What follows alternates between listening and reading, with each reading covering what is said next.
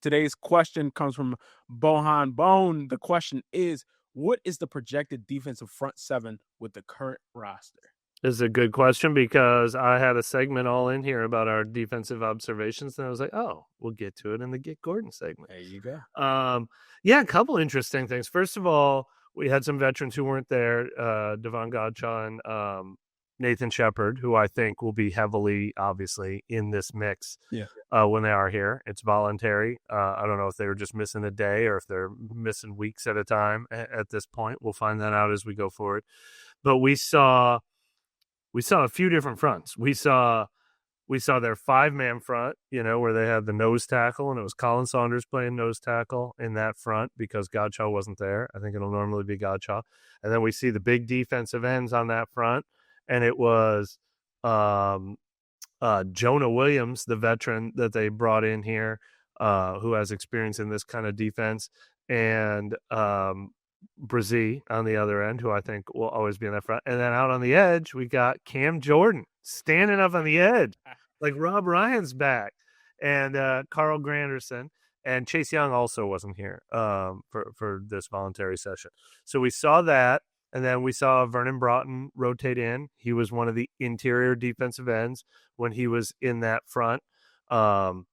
And we saw Chris Rumpf, the veteran that had played in Brandon Staley's defense before. He came in and he played out on the edge with the second team, along with Bosky out on the edge.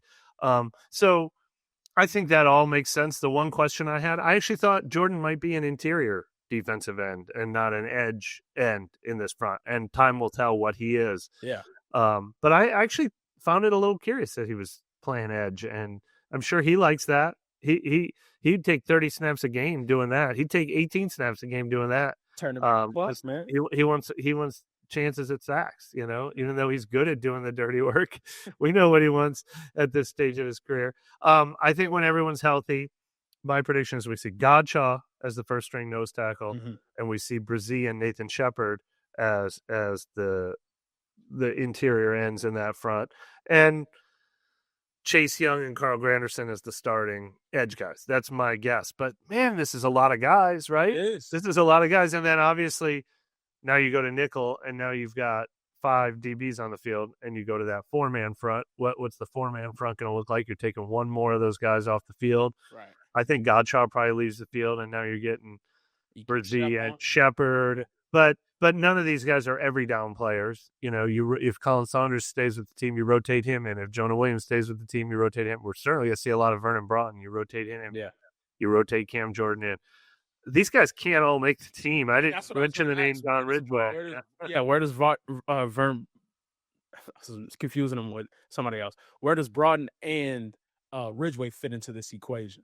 Yeah, I think Broughton looks really good. I like him on nickel downs rushing the passer, so maybe Shepard's in on base downs, Broughton comes in, but in the end of the day, like, these guys are probably going to be averaging 25 snaps a game, and it's going to be heavy rotation. I mean, I think you'll see a lot of Chase Young. I think you'll see a lot of Carl Granderson. I think you'll see a lot of Brian Brazee and a lot of rotating with guys playing 20 to 30 snaps behind them.